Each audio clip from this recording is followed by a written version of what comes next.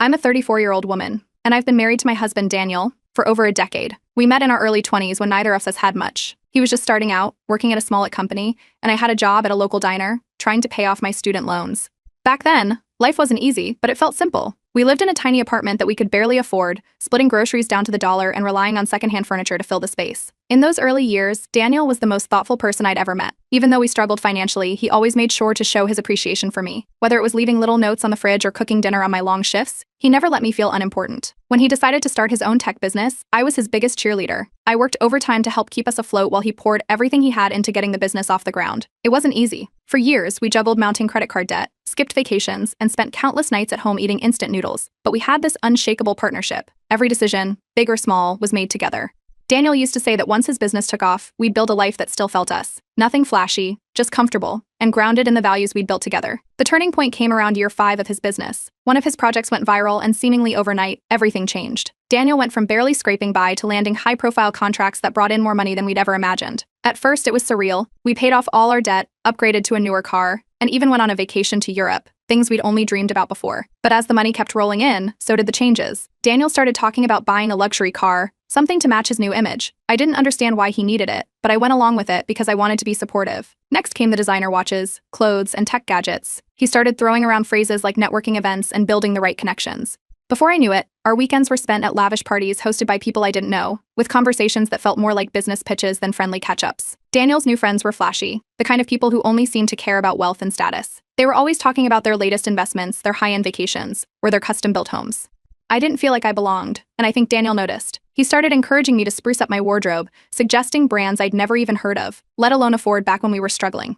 Then came the mansion. I had always loved our little home, but Daniel was insistent. It's not just about the house, it's about the neighborhood, he said. He picked out a sprawling property with floor-to-ceiling windows and a pool, complete with a price tag that made my stomach drop. I tried to voice my concerns, but he brushed them off, saying I was too stuck in the past. It wasn't just the house. Decisions I used to be a part of, where to vacation, what to spend on certain things, were now happening without me. Daniel would announce things like, "Oh, I booked us a trip to Bali," or "I invited so-and-so over for dinner," as if I didn't need to be consulted. My family started noticing too. At a dinner with my parents, my mom quietly asked me if everything was okay. "Daniel seems different," she said. And she wasn't wrong. He wasn't the same man I married. He used to be humble and kind, but now he'd make snide remarks about people who weren't wealthy, calling them lazy or unambitious. The parties at our house were the worst. Daniel would invite dozens of his new friends over, and I'd find myself sitting in a corner, nursing a drink, while everyone else laughed over stories I couldn't relate to. I barely recognized the man who used to sit beside me in that tiny apartment, brainstorming ways to stretch our last $20 until payday. The breaking point came when I found out about a massive investment he had made without telling me. I only learned about it because a financial advisor called the house to confirm details. It was a 7-figure deal. 7 figures. He had always promised we'd discuss big decisions together, but now I was being sidelined entirely. When I confronted him about it, he acted like it wasn't a big deal. "It's my money," he said, as if the years we spent struggling together hadn't Danielured. That was the moment I realized I wasn't just losing the life we'd built together, I was losing him. Update 1? After discovering the massive investment Daniel made behind my back, I couldn't hold it in anymore. I confronted him that same evening. He was in his home office, glued to his phone, scrolling through what I assumed were business updates. When I told him I knew about the investment, he didn't seem surprised or apologetic. Instead, he leaned back in his chair and shrugged, telling me it was a necessary move for the business. I reminded him that we had always promised to make these kinds of decisions together, but he cut me off, saying I wouldn't have understood the complexity of the deal anyway. It was like talking to a stranger. When I pressed further, asking how he could dismiss me like that after everything we'd been through, his tone changed. For the first time in our marriage, he raised his voice, accusing me of being ungrateful. He said I didn't appreciate the life he was building for us.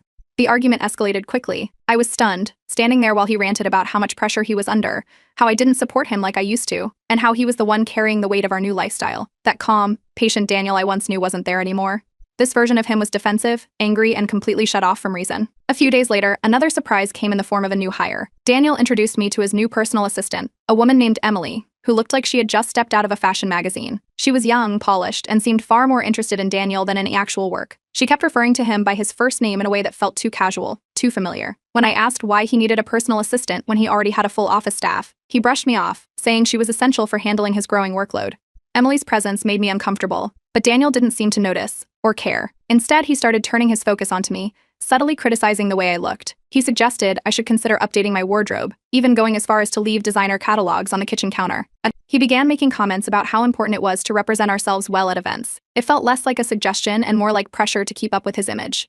Then came our wedding anniversary. For 10 years, Daniel had never once forgotten the date. Even during the hardest times, he'd always find a way to make it special, whether it was cooking my favorite meal or writing me a heartfelt note. This year, I waited all day, hoping he had something planned. By the time evening rolled around, it was clear he hadn't remembered. When he finally came home, hours late, he dismissed my disappointment, saying he had been swamped with meetings. A few days later, he handed me a jewelry box with a diamond bracelet inside, saying it was to make up for the other night. It was expensive, no doubt, but it felt cold and impersonal, like he had picked it up last minute just to check a box. I set it aside, unsure of what to say. Meanwhile, Daniel was spending more and more time in his office. He'd work late into the night, skipping dinner with me altogether. When I'd ask about his schedule or try to make plans, he'd wave me off, saying he was too busy. He also started taking frequent business trips, often with little to no notice. He'd pack a bag and leave, offering vague explanations about meetings or client deals. It didn't sit right with me, but whenever I brought it up, he'd laugh and call me paranoid. The cracks in our life together became more obvious when a close friend of mine mentioned seeing Daniel out during one of his trips. She said he was with a group of people at a fancy restaurant, and Emily was there too. The way she described their interaction, it didn't sound strictly professional. I couldn't shake the image from my head. When I confronted Daniel about it, he brushed it off again, saying Emily was just doing her job and that my friend must have been exaggerating. What really threw me was Daniel's sudden obsession with social media. He started posting pictures of himself at events, showing off our house, his cars, and expensive dinners. This wasn't the Daniel I knew. He had always been private, almost shy, about sharing anything online. Now, it was like he needed the world to see how successful he was. Our old friends started pulling away too. They didn't fit into Daniel's new circle of business moguls and socialites, and it felt like he didn't want them around anymore. I found myself more isolated than ever, sitting alone in a house that didn't even feel like home. Every time I asked Daniel about the business or our finances, his answers became more cryptic. It was as if he didn't trust me anymore, or worse, didn't think I deserved to know. I started to doubt everything. This wasn't the man I had built my life with. It felt like I was living with a stranger. One night, after weeks of feeling like I was invisible in my own marriage, I told Daniel we needed to talk. I didn't care if he was busy or tired. I needed answers about what was happening to us. I couldn't keep living like this, left out, brushed aside, and treated like an afterthought. Update 2. The night I told Daniel we needed to talk didn't go as planned. He brushed me off, claiming he was too busy with work and promising we'd get to it soon. Days turned into weeks, and each time I brought it up, he gave me some excuse about deadlines, meetings, or travel. It became clear that whatever was happening, he had no intention of discussing it with me. Then, one morning, I went to check our joint bank account to pay some bills and couldn't log in. At first, I thought it was a technical glitch, but after trying several times, I called the bank. The representative told me I was no longer listed as an authorized user on the account. I sat there, stunned, as she confirmed the change had been made recently, by Daniel. I decided to confide in my sister, who had been noticing the cracks in our marriage. When I told her about the account, she didn't hold back. She said it sounded like Daniel was hiding something serious and offered to help me look into it. Her concern only made me more anxious, but I knew she was right. Something wasn't adding up. That same week, I started finding receipts for expensive purchases tucked away in drawers and coat pockets. There were charges for high-end boutiques, five-star restaurants, and luxury services I had no knowledge of. When I confronted Daniel, he laughed it off, saying these were business expenses and accusing me of overreacting. He called me insecure and said I was creating problems where there were none. It didn't feel like the truth, but I couldn't prove anything, yet. The breaking point came when a mutual friend called me after spotting Daniel and Emily at a high-end restaurant in the city. It was during one of his so-called business trips. The friend mentioned they seemed awfully comfortable, sitting close, laughing, and sharing a bottle of wine. It didn't sound like a professional dinner. When I confronted Daniel about it, he turned it back on me, accusing me of being paranoid and claiming Emily was just helping him finalize a deal. He told me I needed to trust him more if I wanted our marriage to work. At this point, I couldn't ignore the sinking feeling that something bigger was happening behind my back. I decided to hire a private investigator. I kept it quiet, not even telling my sister. The PI assured me he would look into Daniel's finances, his activities, and anything else that might shed light on what was really going on. What he found left me reeling. Daniel had purchased a luxury apartment in the city, something he never mentioned to me. The PI also uncovered several hidden bank accounts, each holding significant sums of money. These accounts had been active for months, and large transfers were being made to them from our joint funds. When I asked the PI to dig deeper, he discovered Daniel had been funneling money through his business into these accounts, making it look like legitimate expenses. Armed with this information, I tried to confront Daniel again. But as soon as I brought up the apartment and the accounts, he grabbed his keys and walked out, refusing to engage. This time, I didn't let the conversation end there. I reached out to a lawyer. I wasn't ready to take any drastic steps, but I needed to know my rights and how to protect myself. The lawyer advised me to start documenting everything. That included financial statements, text messages, and any communication with Daniel that might be useful later. She also suggested I keep an eye on our accounts for any unusual activity. It wasn't long before more red flags appeared. Large withdrawals started showing up, depleting what little was left in our shared savings. I couldn't access the accounts, but I could still see statements sent to my email. It was clear Daniel was draining the money as quickly as possible. The rumors about Emily also started to spread. A mutual acquaintance mentioned hearing whispers about their close working relationship. I began noticing little things. Emily's car parked at our house when Daniel claimed to be at the office, late-night calls from her number, and her name constantly popping up in his emails. The stress was unbearable, but I knew I had to stay calm and focused. Falling apart wouldn't help me figure out what to do next. Instead, I doubled down on my efforts to gather information. My sister helped me organize everything into a file: bank records, receipts, screenshots of Daniel's social media posts, and notes from the PI. The turning point came one evening when Daniel returned home after another unexplained absence. He acted as if everything was normal, but I couldn't keep pretending anymore. I told him I couldn't live like this, locked out of our finances, sidelined in decisions, and constantly left in the dark. He didn't argue this time. He just looked at me and walked away, heading back to his office without a word. That night, I made up my mind. I couldn't keep waiting for Daniel to change or for things to go back to how they were. I started preparing for the possibility of separating from him, knowing it was the only way to protect myself from whatever storm was brewing. Update 3. The unraveling began at a charity gala Daniel insisted we attend. It was another one of those events where everyone seemed more interested in showing off than supporting the actual cause. Daniel had been distant all evening, engrossed in conversations with his wealthy friends, while I lingered at the edges of the room. At one point, I caught sight of Emily. She was there too, standing just a little too close to Daniel and laughing at everything he said. I couldn't take it anymore. As the event was winding down, I approached him in front of a small group of his friends. I asked why Emily was there, and why I hadn't been told she'd be joining us. Daniel looked annoyed and snapped that it wasn't the time or place for this conversation. His friends awkwardly shuffled away, but I didn't back down. The argument escalated, drawing the attention of others nearby. Daniel accused me of trying to embarrass him, saying I was making baseless accusations.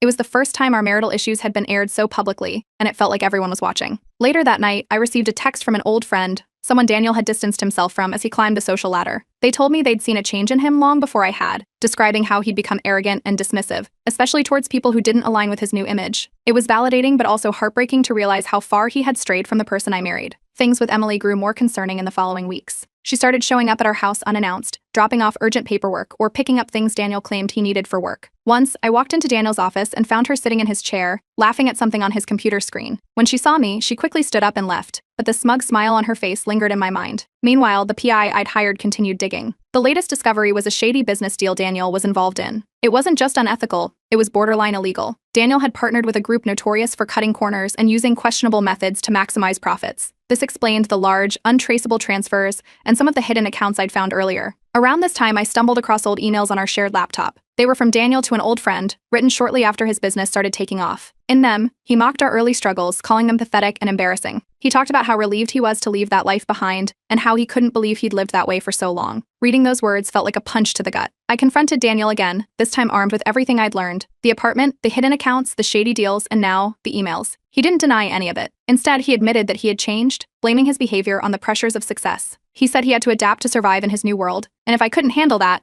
maybe I was the problem. It was the most blatant acknowledgement I'd ever gotten from him that the man I married was gone. His family got involved soon after. I hadn't said much to them about what was happening, but they must have sensed something was wrong. His younger sister called me one evening, asking outright if Daniel was okay. I told her the truth, and she was furious. She confronted him during a family dinner, and while Daniel tried to brush her off, his parents sided with me. They told him he was losing himself, but he walked out mid-conversation, refusing to hear it. I knew I had to protect myself. I officially initiated legal proceedings to secure my financial interests, filing paperwork to freeze our joint accounts and ensure he couldn't drain what little was left. The news didn't sit well with Daniel, but by this point, he barely spoke to me unless it was about logistics. Not long after, Emily abruptly quit. She didn't offer any explanations, but her timing was suspicious. It coincided with Daniel's business partners pulling away, questioning his reliability after word of his shady dealings began to circulate. His once flourishing company started to crumble, and the cracks in his reputation were impossible to hide. Another bombshell dropped when the PI uncovered more financial manipulation. Daniel had been skimming funds from joint accounts for over a year, funneling them into his private ventures and personal luxuries. This wasn't just a betrayal, it was theft. At home, Daniel was like a ghost. He spent his days locked in his office or out with his remaining allies,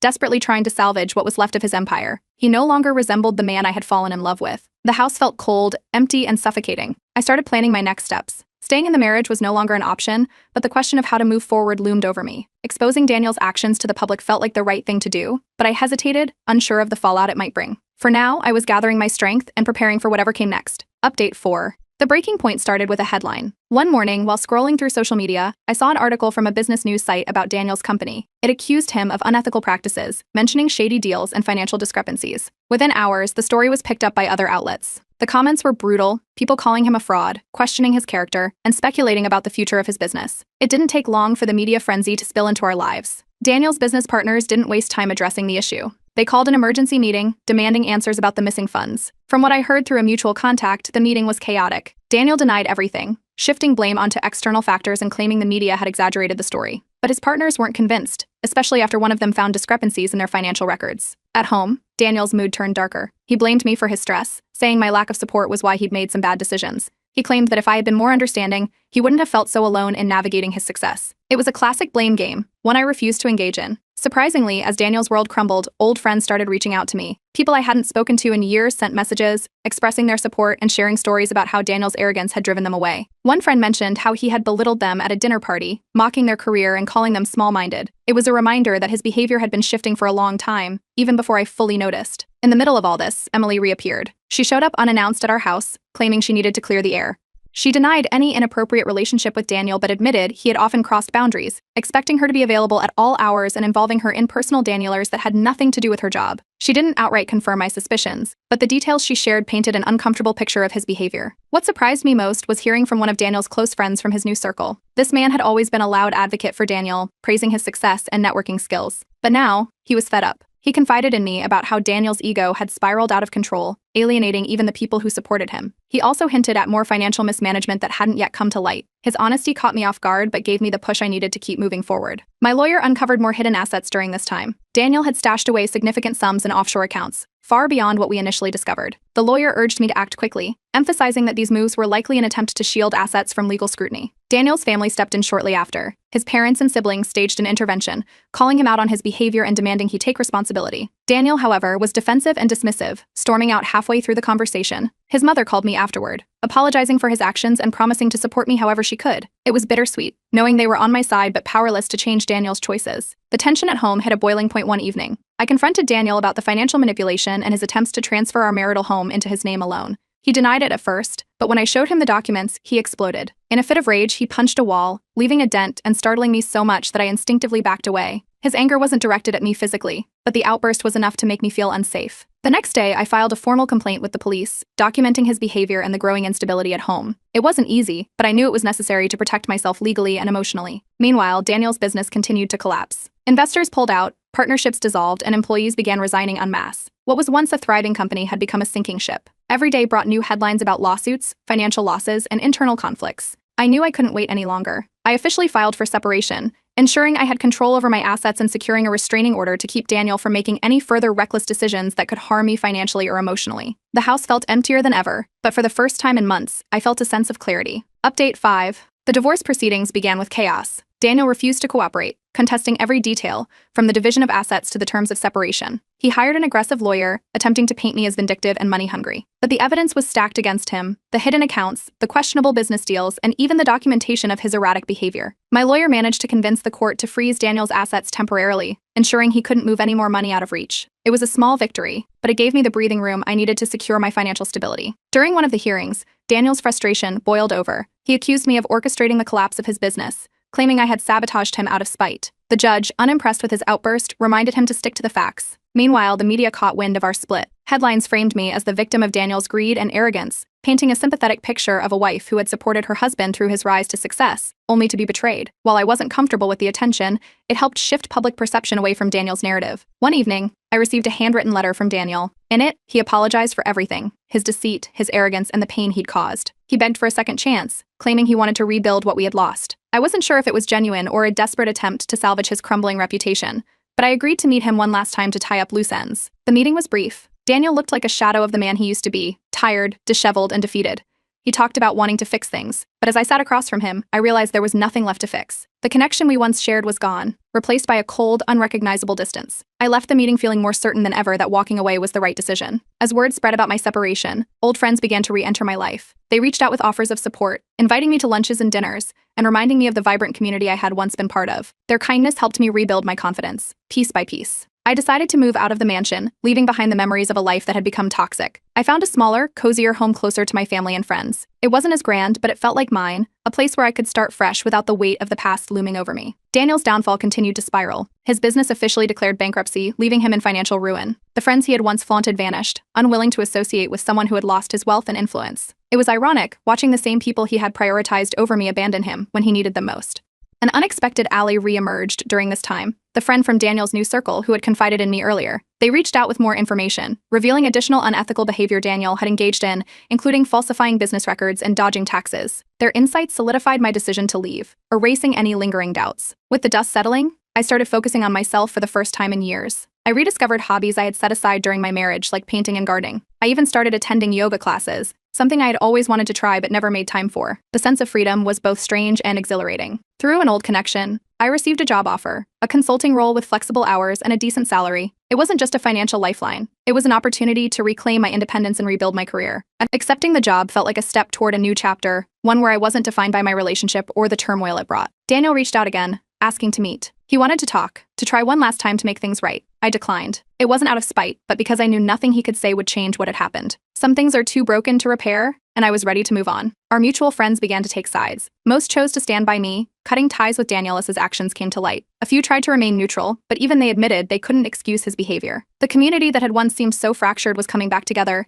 and I was grateful to have their support. The final blow to Daniel's unraveling came when I discovered he was being investigated for tax evasion. The news didn't shock me after everything I had learned. It felt like the inevitable conclusion to his reckless decisions. Watching his life collapse completely was bittersweet, a reminder of how far he had fallen from the man I once loved. As I sat in my new home, surrounded by fresh starts and familiar faces, I reflected on the journey that had brought me here. It wasn't easy, but I had finally closed the chapter on my toxic marriage. For the first time in years, I felt hopeful about the future. This was my new beginning, and I was ready to embrace it.